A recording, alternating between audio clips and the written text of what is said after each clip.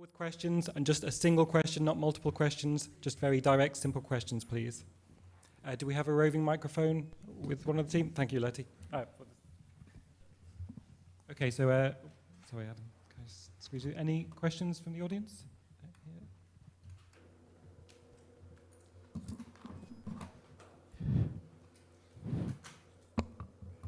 شكرا لما سمعناه من كلمات. أنا سؤالي موجه لكريستوفر.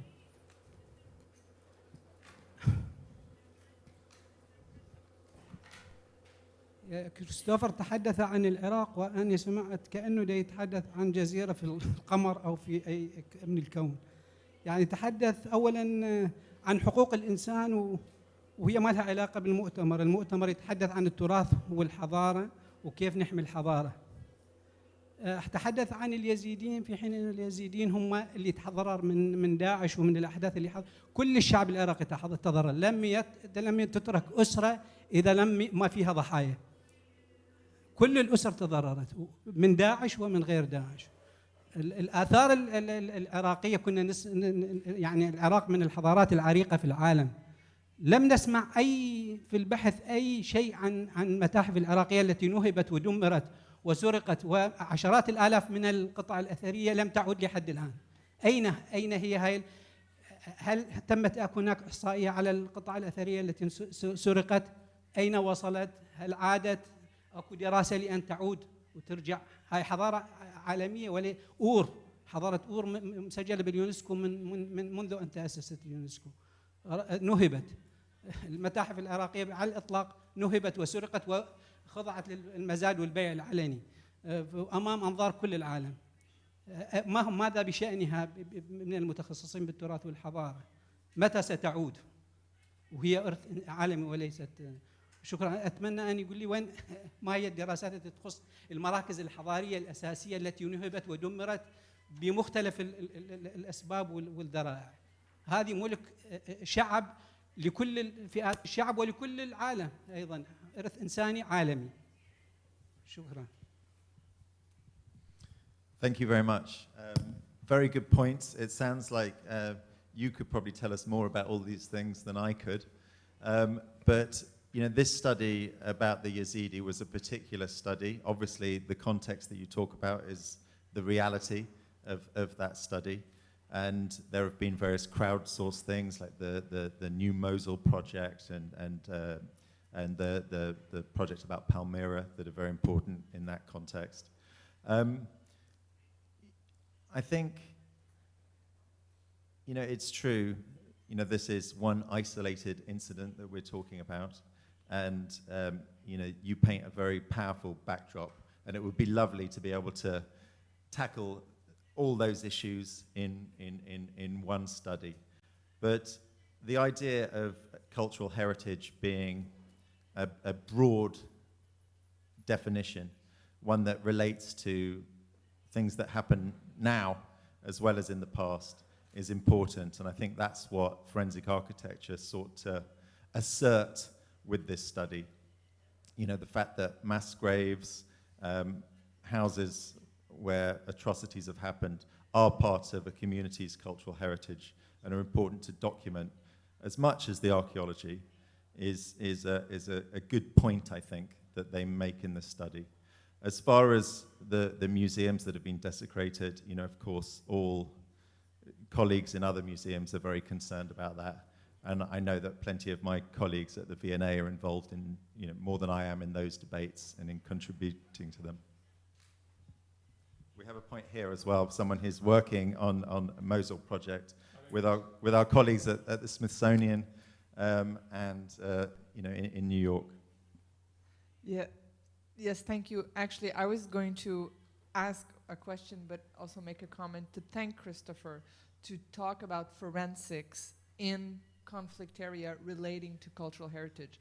This is super important. Right now, the project we're supporting at the Mosul Museum is going to do exactly that.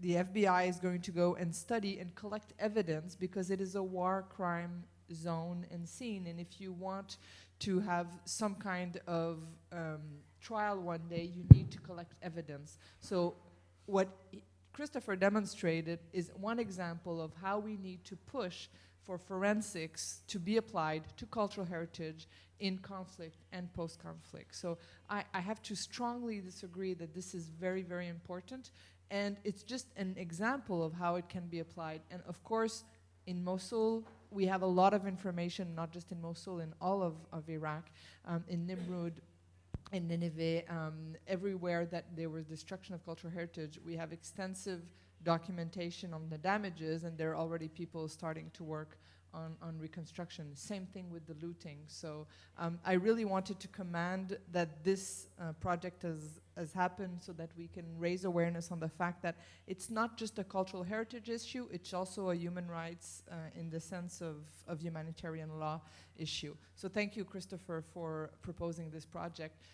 Now I would have a comment also for Didier, and you're really going to hate me for this, but the example you give is an example of duplication.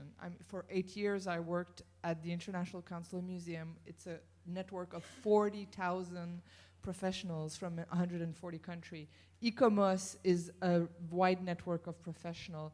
I'm sure ICRAM functions in a way. UNESCO tried to put together a network of professionals for Syria, etc. You have to be extremely careful for having firsthand worked and managed networks. When you create official networks, there are expectations from the people who register on this network and expect to be called on. And how many experts have told me, oh, I'm on the Syrian network of UNESCO, and they put my name and nothing ever happened. So you can create frustration. And if you create another formal network where other exists, then you are creating some kind of duplication. So I would be extremely careful. I totally agree with the objectives that you're pursuing, and there is a lack of coordination and information sharing. But creating another separate network on top of those that already exist, I would probably push forward to having the existing one either strengthened or pushed to cooperate or to open up some more. But I would be careful into funding, animating, and really working with a new separate network. I'm sure that the objectives you're trying to fulfill can be done through existing networks. Thank you.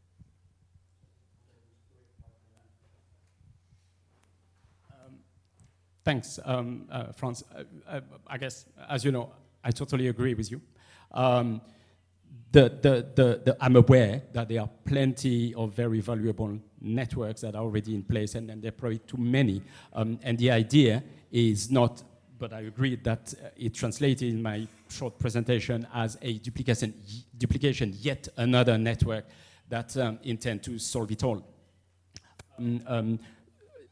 This is not, as you know, the intention, and it's true that it's probably more a matter of coordination rather than setting up a new network. It's just that many of us are aware of the existence of those networks, and some of them that you mentioned are absolutely highly valuable. However, they are there's a lack of coordination and joint those possible networks that already exist to make them all work together as a sort of one-stop shop. We need to go and then look at various, but I agree with you that we need more a centralized way, and that would be my key aspect.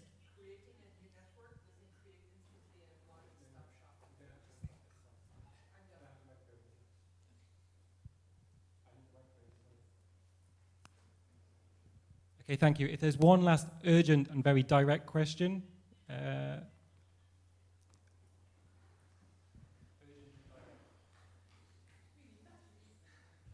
Evaluation on your training program in Saudi Arabia. Did you evaluate them at the end, and do you have a chance to go back and see if they took hold?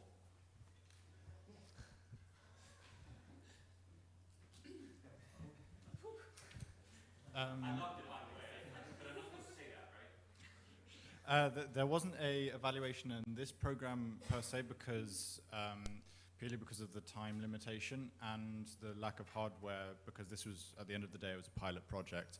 However, I do know that about 5 or 6 of the students have carried on since the project and are they're still doing photogrammetry, and we are currently looking at projects and ways to get back to Al-Ala to train more people. Okay, I think if there are any more questions, please over lunch or during the afternoon sessions when you have time. Thank you very much to all our speakers for their presentations. They were fantastic. And I hope you enjoyed the afternoon session.